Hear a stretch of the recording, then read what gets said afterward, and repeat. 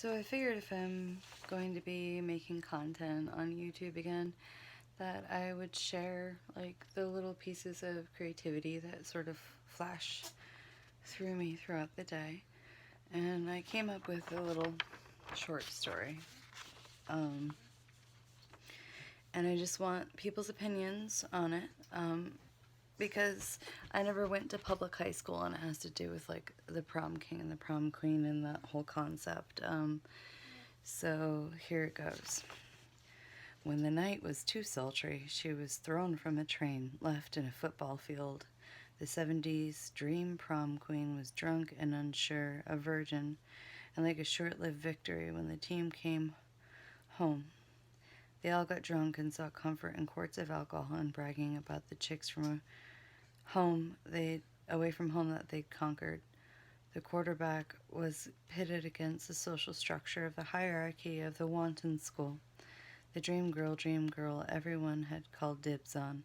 Her hair is now a spider web around her face, and she rises with the sun, her tiara caught up in the ends of her hair, her dress wet, soaked with the dew. She propped herself up, looked around her, if only for a second. The pain of being left on the football field was just concluding its way in, with the rising sun. Alone, alone, adored so very preciously for one night. Even being a queen does not bring you immunity to being the party favor. She had been in the wrong place, crowned queen of the wrong place. She winded herself by crying loudly, and then realizing her cries were unheard, she left trying to feel anything, frozen over on that football field. She thought he would have stayed with her.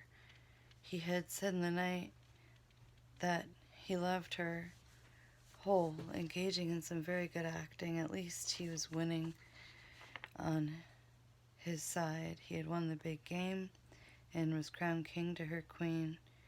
They had a sock off to the field after the prom was concluded. Peach Snops and the young girl and her dreams are finding a prince had seduced her, tempted her. She gestured for a cloak that was not there and pulled her arms around herself. She was so cold. She got up and started walking home. Her inner monologue, mocking her for being so naive to believe no one stays a queen forever. But this was a plastic tiara, and she arrived to prom in a stretch limousine and left on her own 2 feet, miles from home. She wished that she didn't have the time to think. Every time she would jump, she would shock herself with the truth. Her body would start running. She wanted to get home faster, so she began to sprint, and she'd collapse and cry. The sun was finally up by now. The quarterback had been awake for an hour. Took some Advil and drank some water. Major hangover. Well, he said, I wonder how she is or how she got home. For only a moment before basking in his own glory and not paying the situation beyond that moment in time.